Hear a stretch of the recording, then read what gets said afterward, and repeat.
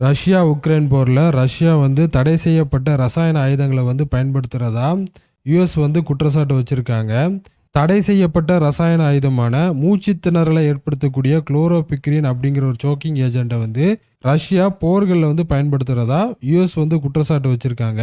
மூச்சு திணறலை மூச்சு விடுறதுக்கு பாதிப்பு ஏற்படுத்தக்கூடிய இந்த குளோரோபிக்ரின் வந்து ஒரு தடை செய்யப்பட்ட ரசாயனங்க.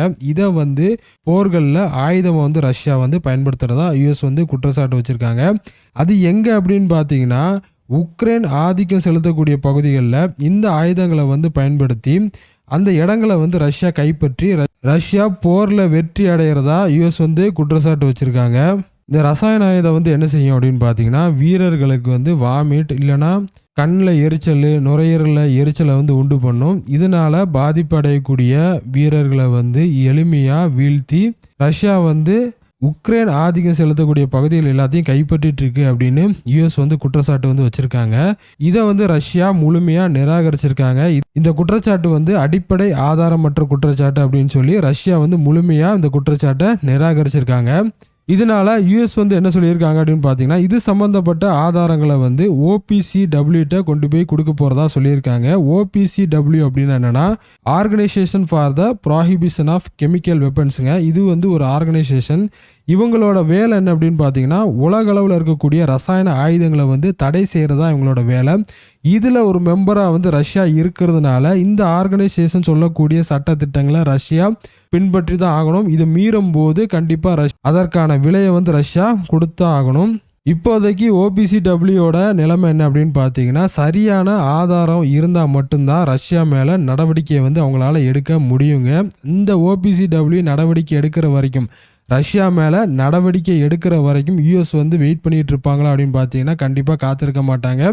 ரஷ்யா மேலே புதிய சாங்ஷனை வந்து கொண்டு வரதுக்கான வேலையில் வந்து யுஎஸ் வந்து இப்போ ஈடுபட ஆரம்பிச்சிட்டாங்க. ரஷ்யாவோட கெமிக்கல் வெப்பன்ஸ் ப்ரோக்ராமுக்கு உதவியாக இருந்த 300 கம்பெனிகள் மேலே சாங்ஷன் கொண்டு வரதுக்கான வேலையில் வந்து யுஎஸ் வந்து ஈடுபட்டு இருக்காங்க. அதில் சீனாவோட 20 கம்பெனிகள் மேலே சாங்ஷன் வந்து கொண்டு வர போகிறதா அறிவிச்சிருக்காங்க. அது மட்டும் இல்லாமல் ரஷ்யா வந்து சாங்ஷனில் இருக்கும்போது, அதாவது ஊரை விட்டு ஒதுக்கி வைக்கிறது தான் யூஎஸோட வேலை ரஷ்யாவை. இதை தான் வந்து சாங்ஷன் அப்படின்னு சொல்லுவாங்க.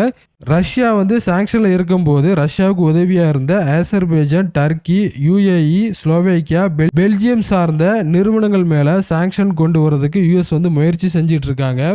இந்த மாதிரி நடவடிக்கைகள் வந்து ரஷ்யாவோட வேகத்தை வந்து குறைக்கும், போரில் வந்து ரஷ்யாவோட வெற்றியை வந்து கம்மி பண்ணும் அப்படிங்கிறதா யுஎஸோட எதிர்பார்ப்பு.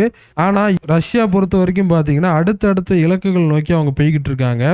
ரஷ்யாவோட அடுத்த இலக்கான ஜாசிவ் யார், கிழக்கு உக்ரைன் பகுதியில் இருக்கக்கூடிய ஜாசிவ் யார் அப்படிங்கிற ஒரு பகுதியை எப்படியாச்சு கைப்பற்றணும். பஹ்முத் அப்படிங்கிற சிட்டி பக்கத்தில் இந்த ஜாசிவ் யார் அப்படிங்கிற ஒரு பகுதி இருக்குங்க. இது எப்படியாச்சும் கைப்பற்றி மே 9ஆம் தேதி ரஷ்யா விக்டரி டே அப்படின்னு சொல்லி ஒன்று கொண்டாடுவாங்க. இந்த நாள் வந்து என்ன நாள் அப்படின்னு பார்த்தீங்கன்னா, ஜெர்மனியை வந்து 2ஆம் உலகப் போரில் தோற்கடிச்ச ஒரு நாளுங்க.